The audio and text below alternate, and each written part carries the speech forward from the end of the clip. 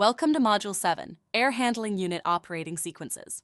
In this module, we move from control foundations into one of the most important systems in a building automation project, the air handler.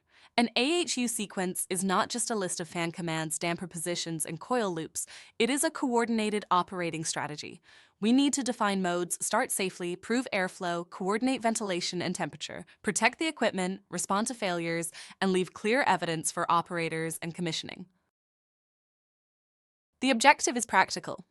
By the end of this module, you should be able to read an AHU sequence and identify what is complete, what is missing, and what is risky. You will define operating modes, coordinate fans, dampers, coils, ventilation, safeties, failures, and alarms, and identify the trend evidence needed to commission the unit. You will also learn when the right professional answer is not to program yet, because the design information is incomplete. The core concept is that an air handler must be controlled as an air path, not as a collection of independent devices. A supply fan loop, economizer loop, cooling coil loop, heating valve loop, and ventilation routine can each look reasonable by itself. But if their operating ranges overlap, the unit can heat and cool at the same time, lose ventilation, create pressure problems, or trip safeties. A professional sequence makes the complete operating strategy visible and testable. Before writing logic, start with the actual system diagram. Do not assume that every air handler has the same order of dampers, coils, filters, fans, sensors, or humidifiers. A mixed air sensor after a preheat coil is not measuring pure mixed air. A discharge sensor before a reheat coil does not prove final supply temperature.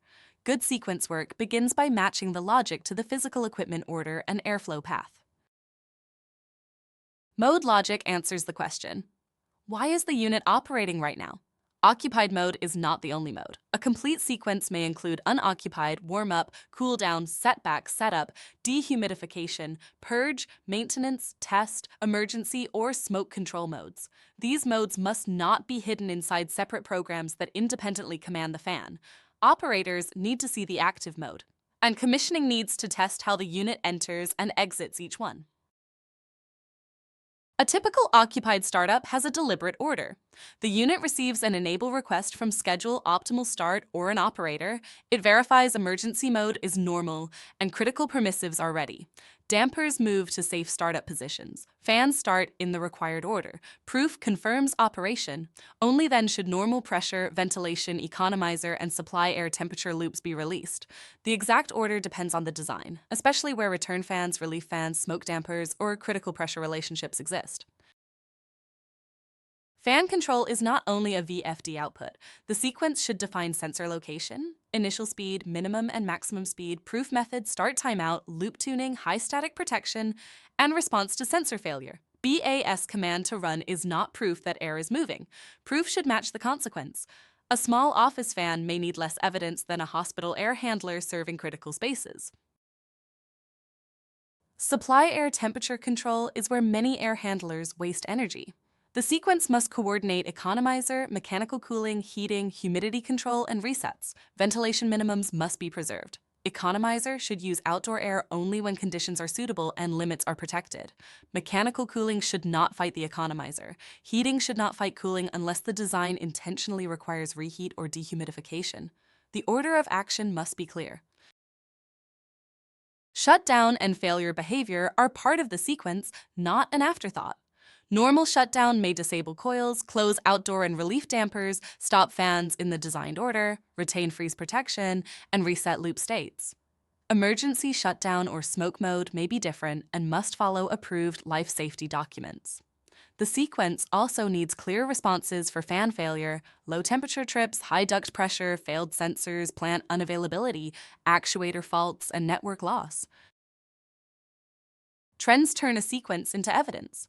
A useful AHU trend set includes operating mode, fan command, proof speed, duct static pressure and set point, outdoor return, mixed and supply air temperatures, supply air set point, damper commands and feedback, coil valve commands, airflow and ventilation set point, filter differential pressure, humidity where relevant, and active safeties or alarms.